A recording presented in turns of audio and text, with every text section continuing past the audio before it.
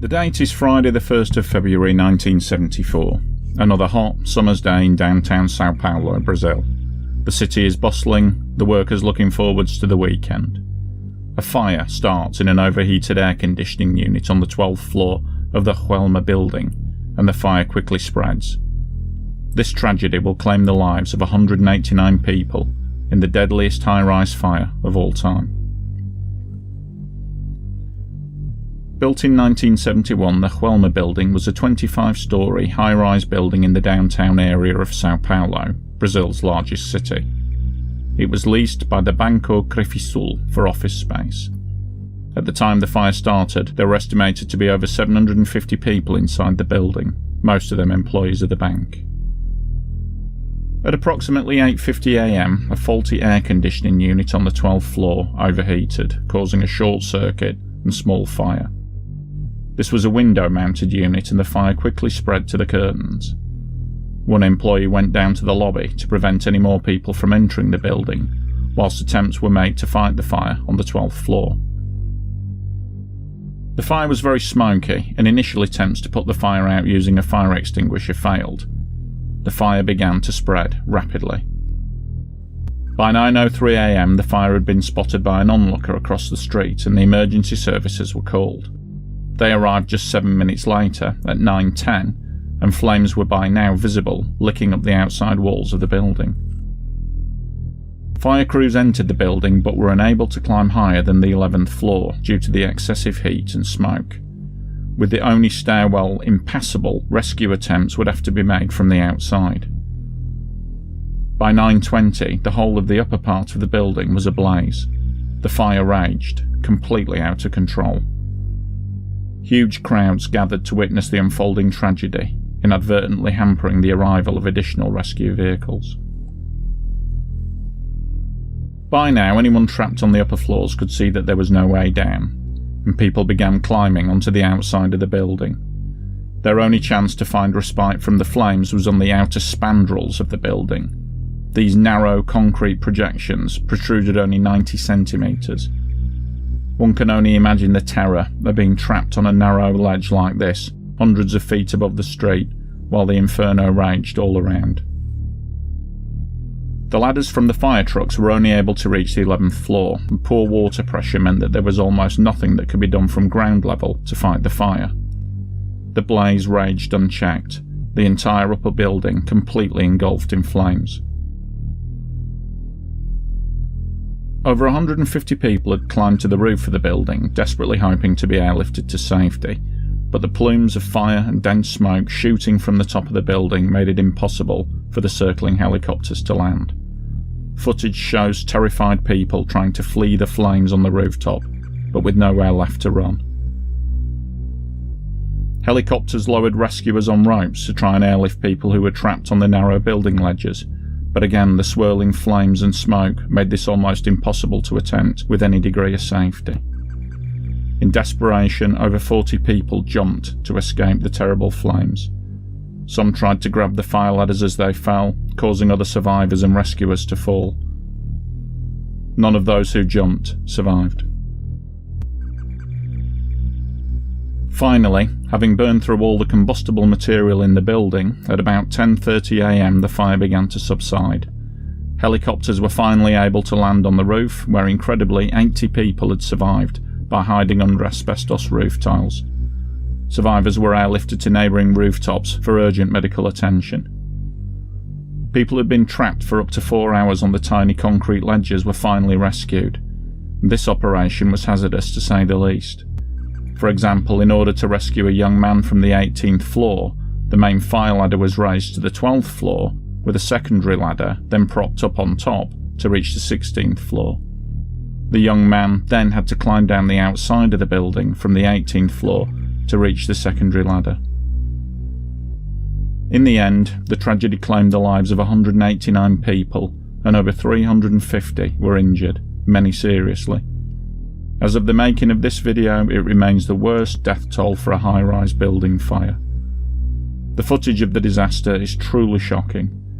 When shown on television, it prompted calls for a complete overhaul of the building safety codes not only in Brazil, but around the world.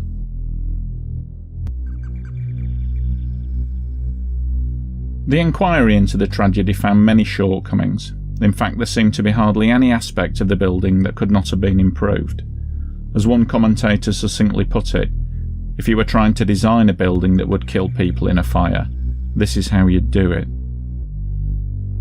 Built in 1971, the Joelma Building used the concrete pillar and slab construction method common to many buildings of this time.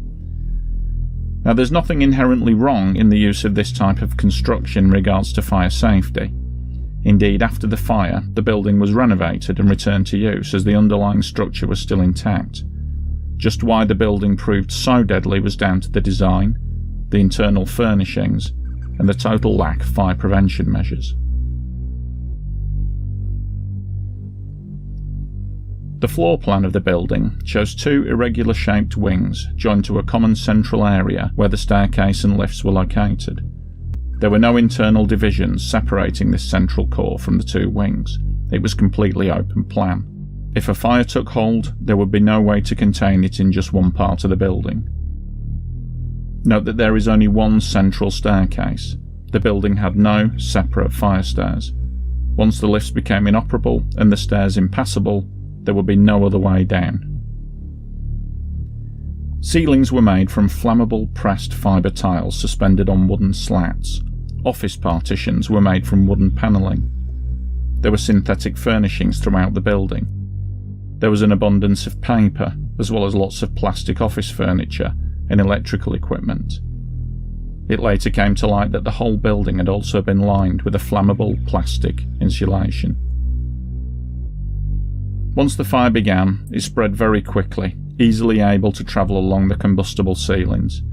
The central open stairwell acted like a chimney, spreading the fire up through the centre of the building. At the same time, the fire was able to spread upwards on the outside.